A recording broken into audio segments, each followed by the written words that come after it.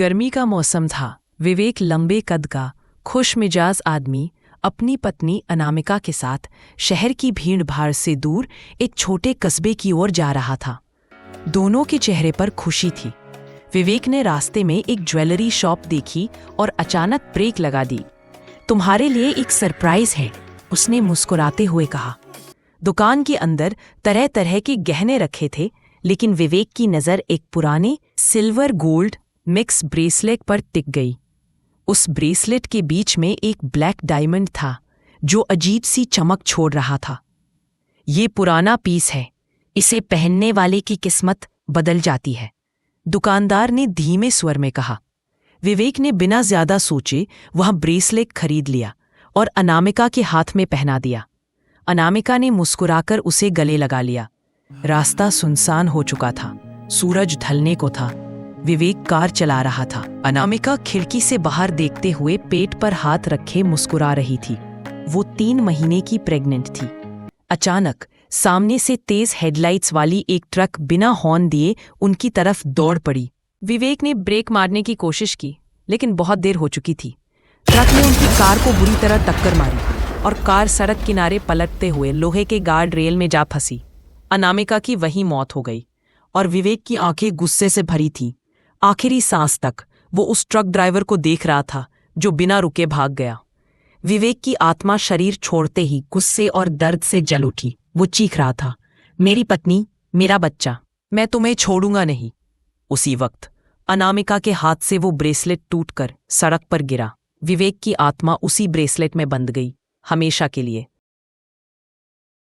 शहर के बीचों बीच एक छोटी सी पुरानी ज्वेलरी शॉप थी, ब्लू स्टार ज्वेलरी। शाम के वक्त वहां ज्यादा ग्राहक नहीं आते थे। 16 साल की समीक्षा अपनी मम्मी के साथ उस दिन वहां आई थी, अपनी बहन के बर्थडे के लिए कुछ लेने। समीक्षा की नजर अचानक एक शीशे के केस में रखे उसी ब्रेसलेट पर पड़ी। मम्मी, ये बहुत खूबसूरत है, क्या मैं इसे ले सकती हूँ? माँ ने बिना ज्यादा सोचे हाँ कर दी।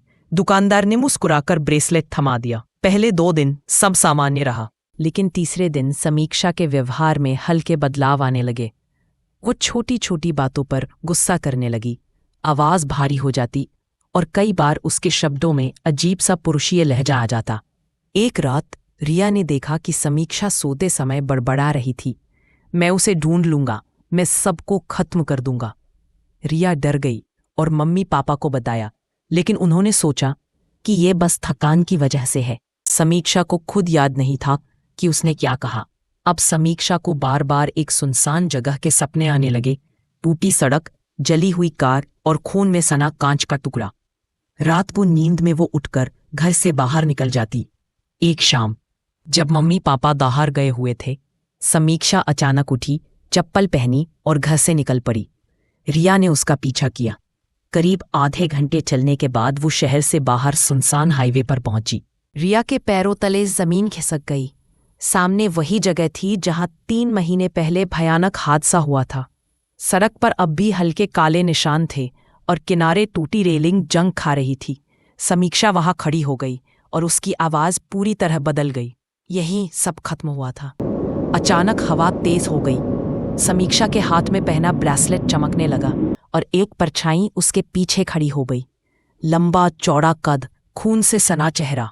विवेक, रिया ने डरते हुए कहा। तुम कौन हो? परछाई ने गहरी आवाज में कहा। जो मेरे साथ हुआ उसका बदला अभी बाकी है, रिया ने रोते हुए कहा।